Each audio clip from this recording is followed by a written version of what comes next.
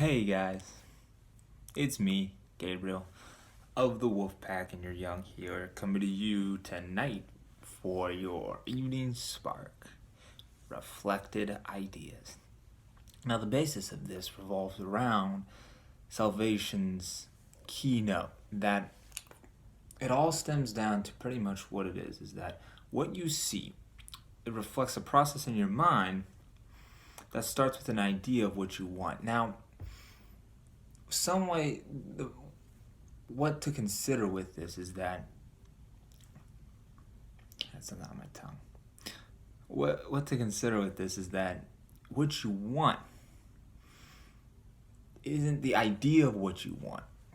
It's not so much the image itself, like I want this beautiful girl or this Lamborghini, this thing, but it's more about the thought behind it, the feeling behind it, of deprivation or abundance, of judgment or forgiveness.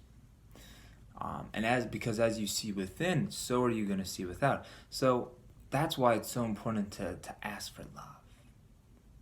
Because that's what's going to help align your situation in the right manner, and what will allow you to just see things in a better way. And it's really cool the way we look at it is that because from there, see what happens is, so we have, okay, you want love. Just say in your heart that you want love. And the things of love, see, here's the cool thing.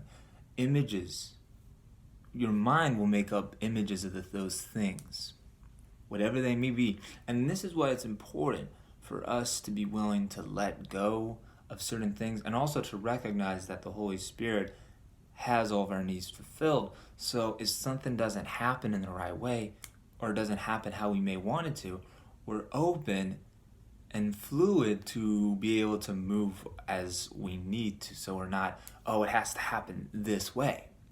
See, what's happening is we get too fixated on the images and we don't go deeper into what is it that you're wanting.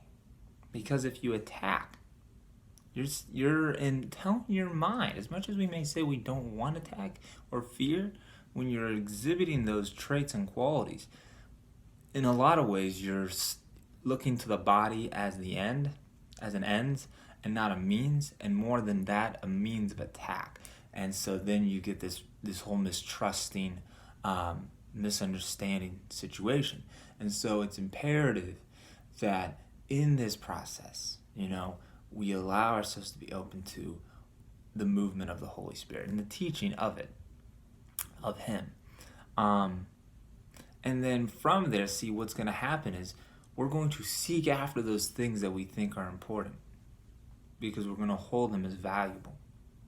So, that's why if you've got that fearful heart, you seem attracted to the guilt, because you're wanting guilt. As weird as that is, in a sense, we're asking and wanting fear, and so that's why it's so important to want love and to be willing to let the things go. Because I think when we want love, it raises us higher in our understanding, and we can then discern, maybe I shouldn't pursue this person, or try to get this, or try to do it in this way, or think of it in that manner. You're willing to let things go because you're like, I see where I was kind of going astray. Because sometimes we get caught up in our ways and we want it to be a certain way, but that doesn't, a lot of times when we get so caught up in our own understanding, it doesn't seem to produce anything well.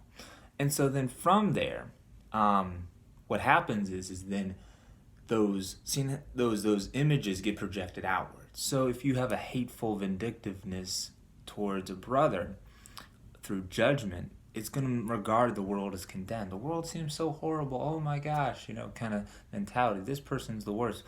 But when we, from forgiving thoughts, from a desire to want forgiveness and to give it, then, because now you have it, then you give it.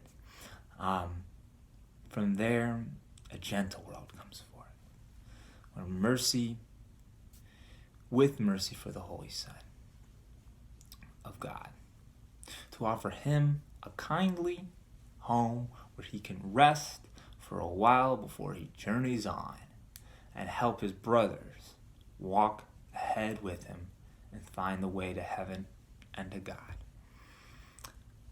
Now that's some powerful stuff. I think that's some good stuff. And so work through these steps, recognize what you want. And from that, things will come about in your mind. And then from that sort of discernment in your mind, it'll project the world out to you. And your brother will, in a sense, follow accordingly. Not that he's going to do exactly what you want, but by you calling forth that holiness within him, you'll be able to help rise him up from his littleness to grandeur as you do it within yourself. That's what it's all about, friends. That's what I'm trying to do. And I hope this has helped.